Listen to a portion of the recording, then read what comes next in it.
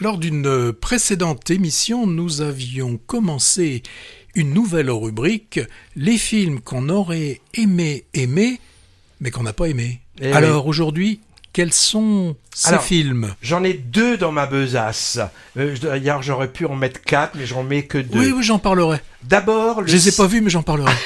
D'abord, le système Victoria. Alors, a priori, à pétition sur le papier, ce système Victoria, pour plusieurs raisons. La première, il se présente comme un thriller dans le monde du bâtiment, des BTP, ce qui est plutôt original. Synopsis, un chef de travaux solitaire va-t-il arriver à terminer sa tour dans le quartier de la Défense, c'est un très gros chantier, sachant qu'il doit résister à des pressions venant de plusieurs personnages et qu'il est proche du burn-out. Histoire tirée d'un bouquin de l'auteur réputé Eric Reinhardt.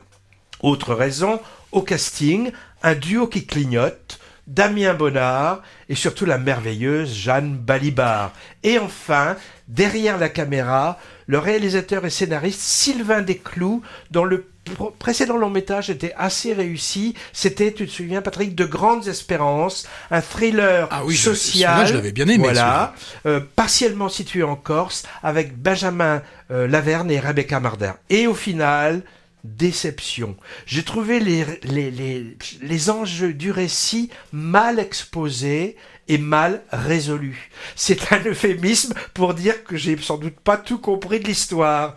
Mais c'est pas de ma faute, hein. La personne avec qui je l'ai vu a eu la même impression, donc c'est des trous dans le scénario. C'est pour ça que le spectateur ne comprend pas. Autre chose, quelques scènes de sexe obligées qui m'ont paru maladroites et mal filmées.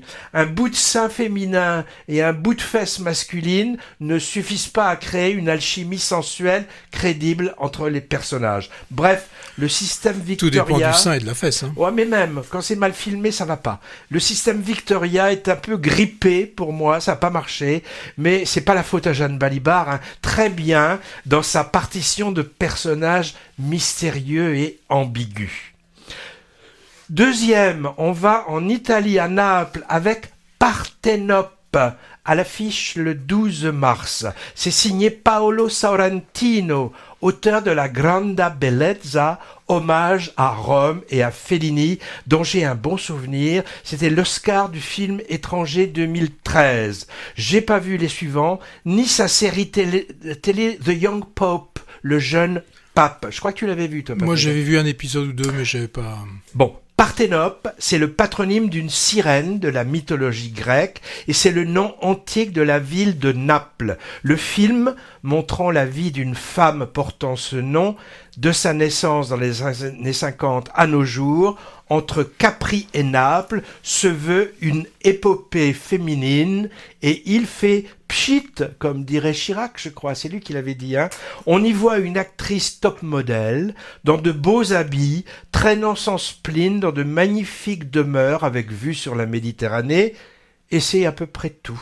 Ah non, j'oubliais, cette Parthénope, à la plastique parfaite, inaccessible sirène qui envoûte les hommes et suscite la jalousie des femmes, elle est en plus très intelligente. Ben oui, on est en 2025 quand même, hein, puisqu'elle est titulaire d'une thèse de philosophie.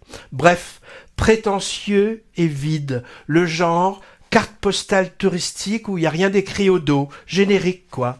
La présence finale de Stefania Sandrelli en Parthénope âgée et ne sauve pas cette entreprise chic et toc et qui pourrait à la rigueur plaire à un public américain pas trop difficile et avide de clichés sur l'Italie. Ils y sont tous, hein. Richard Cocciante en bande son inclus. Hein.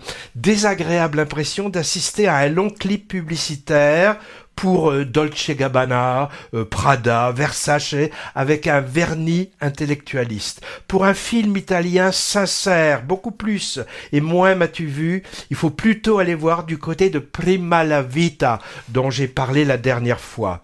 Alors rien n'interdit d'aller voir le système Victoria et Parthénope, hein, mais à vos risques et périls. Hein. Et si vous n'êtes pas d'accord, tant pis, tant mieux, c'est vos affaires. Hein. Alors, j'aurais pu parler aussi Alors, je pense que tu vas nous parler de... Mercato. Voilà. Tu veux en dire quelque chose?